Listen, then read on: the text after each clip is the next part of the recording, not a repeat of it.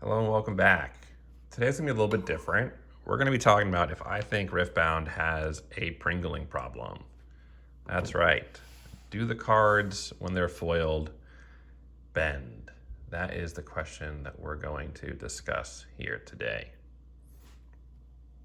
We're gonna look at the cards. These are non-foils, and then as well as every rarity of foil that we have to see if there is indeed a Pringling problem.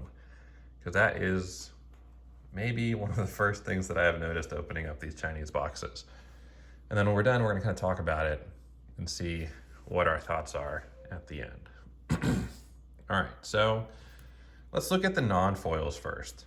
All right, so these are only commons and uncommons, right? As you can see, they look pretty good. You know, no real Pringling there, which you would expect since there's no foil on it. So these look pretty good, all right? So we're not worried about the non-foils. Then we have, let's skip the uncommons. These are rares, all right? These are all rares. These are not the legends, because I found that the legends are a little bit different because the entire card is foil when here only the inside is. You can see, take one off the top for example, there's maybe the slightest of Pringling here, but it's not too bad, right? And when you're looking at a deck, right, it all looks good. No problems. So that's good. All right, so we are very happy about that. Same thing with the full foil rares, the legends. You can see there's maybe the tiniest bit of Pringling, but that's not a big deal. Just maybe barely bent. But also fine, really playable, not a problem whatsoever. Then we're moving on to the epic cards, right? These are also full foil. I would imagine these are made kind of the same way that the full foil legend rares are. Bring them all up in a stack. These are sleeved, but you'll still get the general idea for it.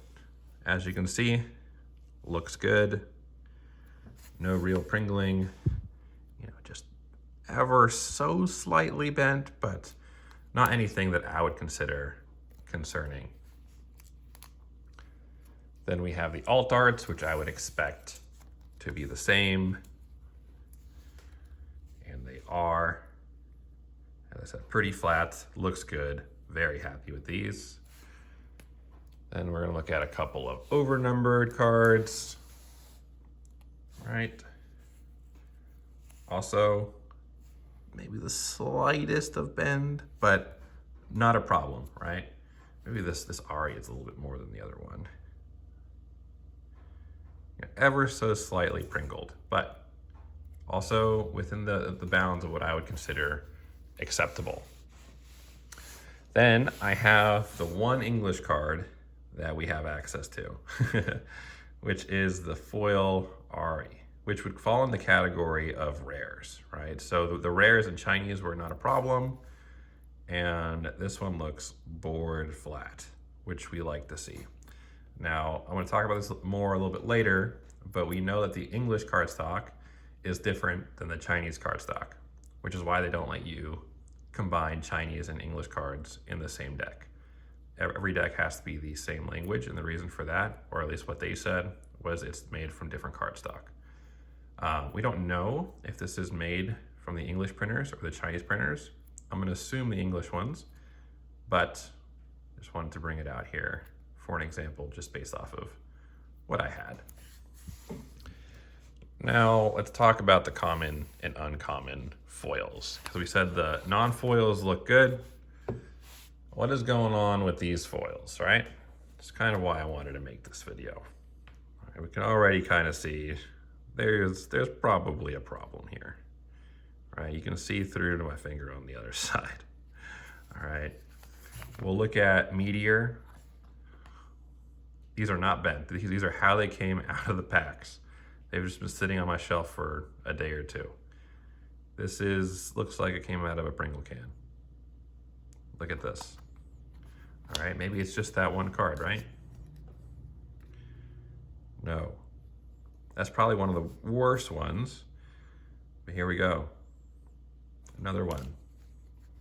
These are all I think the foiling process for the commons and uncommons are just different than the rest. As you can see, I mean, not as bad as the other two, but definitely Pringling, right? Which is pretty disappointing. We'll look at a couple more here, from the stack. You can see like the entire stack is pretty much curved. There's a few here that aren't as bad, like this one. Right, I would consider this one like one of the best commons or uncommons, right?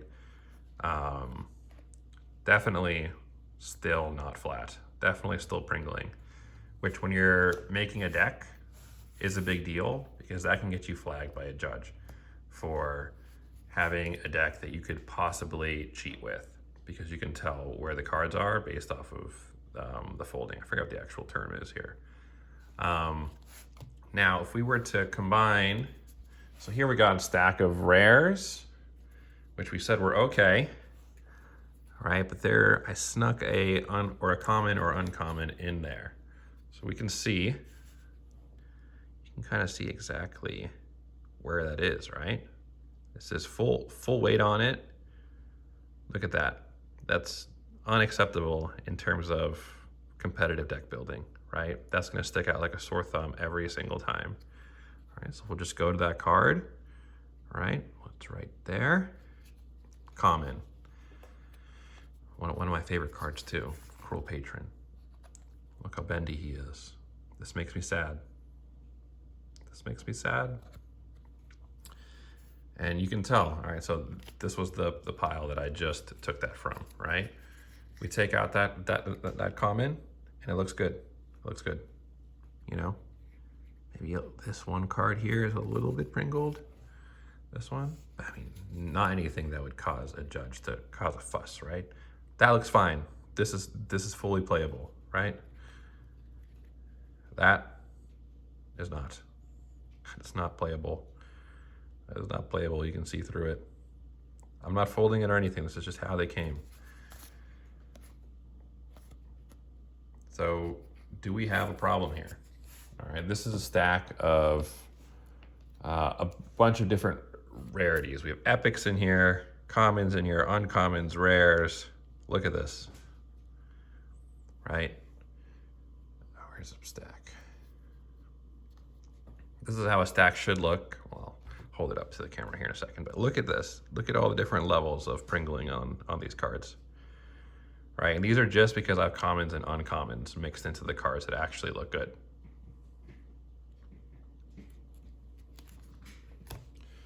Right? These are rares. This is how it should look.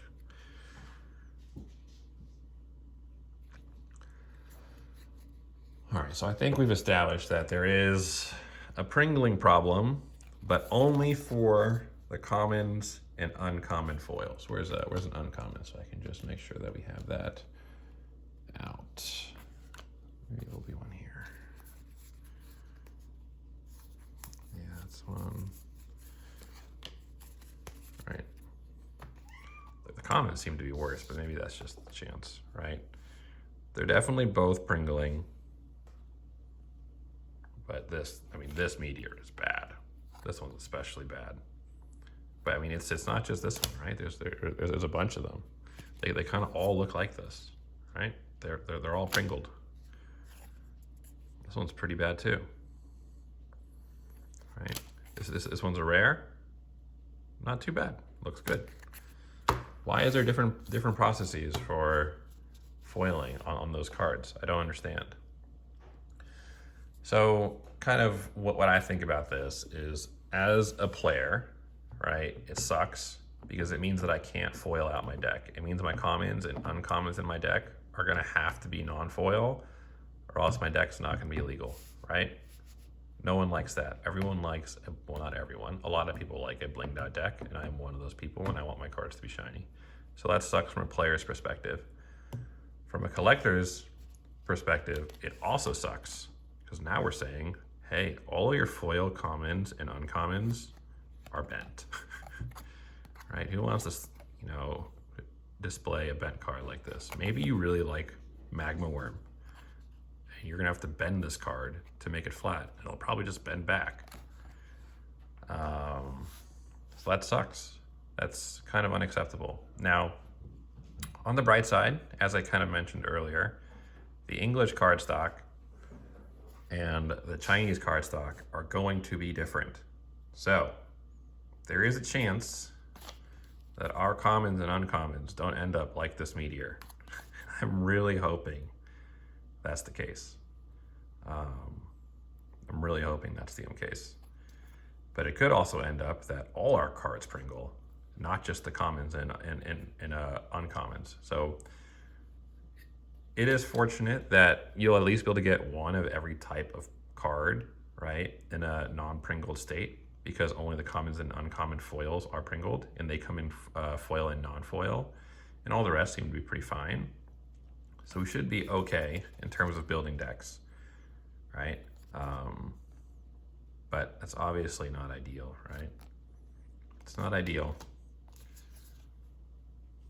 So this is to me hoping that the English cardstock is better and their foiling process is better, and we don't run into these issues. All right, let me guys know what you guys think about foiling, about Pringling. How much of an issue is this for you? Is it a non-issue because you don't care about the foil uncommons and commons anyways? All right, thank you.